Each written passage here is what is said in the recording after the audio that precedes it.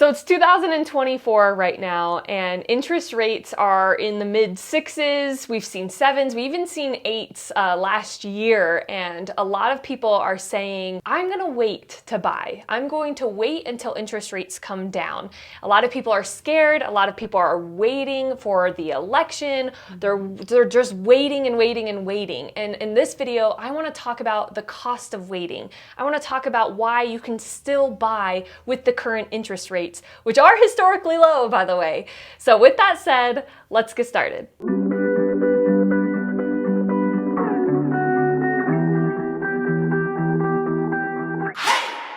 Today, I have a special guest with me. Her name is Kirsten Landers with First Colony Mortgage. We've had a couple videos with Megan, her partner with First Colony. I do a lot of business with this wonderful mortgage company here locally, here in Idaho. And Kirsten has been such a good partner for me in my real estate business, helping all of my clients, caring about them as much as me. And so I want to turn the time over to Kirsten, talk a little bit about her, where she's coming from, and then we're going to talk about the cost of waiting and why you shouldn't wait for rates to come down. Well, thank you. You're so sweet. I love working with Annika, and if you're not working with her, you need to be, especially if you're relocating. So I can't say enough good things about Annika. But yes, I'm the other half of the Maloney team at First Colony Mortgage here in Idaho Falls. I work with Megan Maloney, which you'll catch her on some other videos as well, talking to Annika. People often ask me, why am I a mortgage officer now? And I say, why not? You know, it's fun. It's an interesting market to be in, but I'm really enjoying it. We can't predict the future. We don't know what rates are going to be. If I could, I would be a millionaire, and I don't know, we'd probably be sitting on the beach somewhere doing a totally different video. But the rates aren't bad, like Annika was saying. In fact, these are about where the market settles, historically speaking. They were high in the 80s, settling at about 13%. But at 6-7%, it's not bad. I know in comparison to just a few years ago when the COVID pandemic created all this demand for people in particular who were able to work from home and were deciding to shift their lives and moving to someplace great like Idaho Falls. Rates were dropping crazily low. As much as I think we'd all love to revisit those times, unfortunately, that's just not going to happen. As Megan points out, 6% is far more sustainable for the market and for investors than 2%. We're going to see rates probably stick around where they're at now. It would take something very dramatic in the market for them to change. But with all that being said, for you to enter the market, just know that rates are probably going to be about 6-7% the time of this video, and that way you can budget your monthly payments around that percentage rate. What she's saying is, historically, 6, 7, even 8% is a lot lower. Like you said, 13% in the 80s. Yeah. It's gone crazy high. And so I know part of the challenge is not just the interest rate, it's also the prices of homes have gone up. But I know, being a real estate agent, that real estate always wins over time. And so talk to me a little bit about how what you buy for the house will always be what you buy, right? Absolutely. Like that's the final price, is you go under contract, that's what you're going to pay for the house.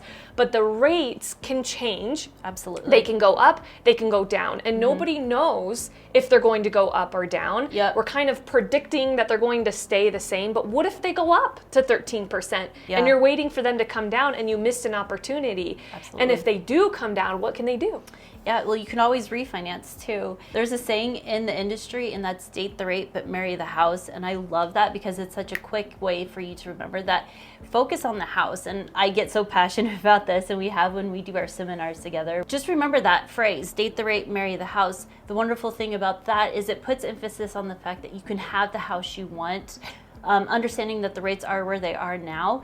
But with the understanding that when you talk to Megan and I, you can actually refinance in the future if rates do come down. Ultimately, you're operating off of worst case scenario, and then you could perhaps expect a lower monthly payment when you refinance. I saw a video, I think it was on Instagram, that said if people in the, I think it was the 70s or 80s, early 80s, said if you waited for rates to come down, you would have waited 15 years or 18 years or whatever it was. It was a lot of time. And so if we're feeling like rates are high right now and you're waiting for them to come down, that could be a decade before they come down to what you feel like they should be. And are you willing to be paying someone else's mortgage in rent for another 10 years when you could be paying down your own property, your own asset, your own investment in that 10-year period of time? It's really something to think about, and homes always appreciate. Where you're renting, that appreciation goes to the landlord and you're paying their mortgage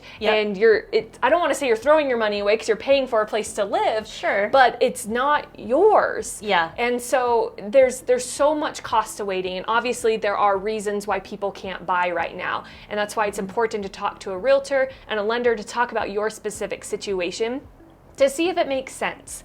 And we're not going to force anybody to be house poor or get into a home where it just doesn't make sense. But that's why if you talk to us, we can help navigate that. So Kirsten, you recently bought a home. Was it last year or something? I bought it in August of 22. And to kind of go off of what you were saying just a second ago, my husband and I were renting a home. We had been for the term or the extent of our marriage. We're still married, but so, and we had our daughter, and we wanted to make some changes and invest in our future, but we weren't sure if we could afford a home, and in fact, we weren't sure if we could even qualify. Being friends with Megan, she helped us kind of demystify some of the things that we were making, presumptions we were making about the home buying process. And, we just walked with her through every step of the way. She answered our calls all times of the day, was transparent, and helped us understand that it's not as daunting and as scary as I think some people think, but it's also much more affordable too than what we thought it would be. When we bought at the time, rates were going up in comparison to where they were just a year previous. But the wonderful thing about when we bought was that we were the only ones making an offer on the house. There wasn't any competition, and the seller was willing to negotiate buy down. So it was a win-win for everyone.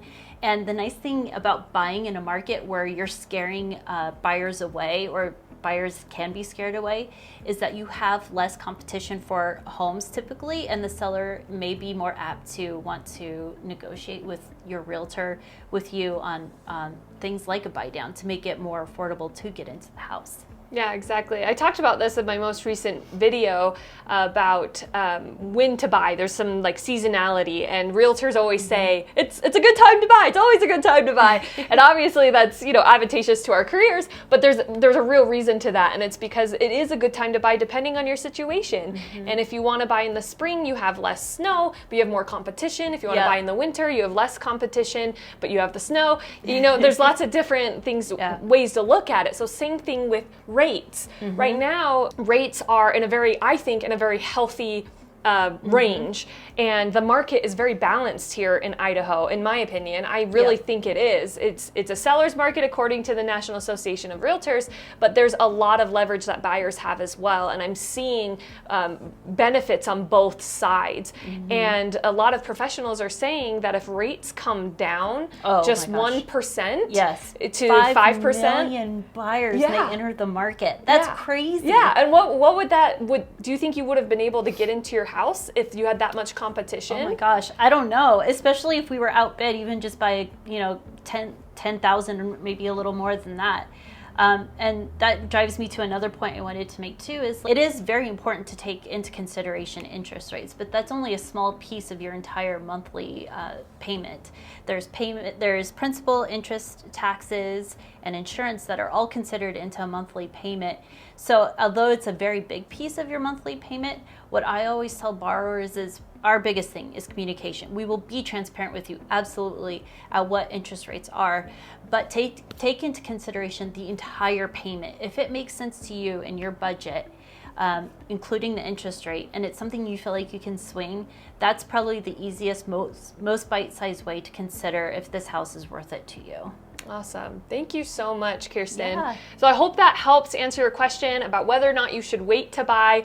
If you can't tell, we're pretty biased in that don't wait. If you can buy, real estate always wins over time. You can refinance if or when those rates do come down. So get in contact with your local lender or Kirsten or Megan at First Colony Mortgage. We do have their link below in the description. And thank you again for watching. We'll see you in the next one. Bye. Hey everyone, my name is Annika Wilder. I'm a local real estate agent here in the Eastern Idaho area. If you're thinking about moving here next week or next year, just give me a call, shoot me a text, or send me an email and I'll be happy to help. And if you're new to my channel, go ahead and hit that subscribe button and that notification bell and you'll be the first to know about all things in life in Idaho Falls.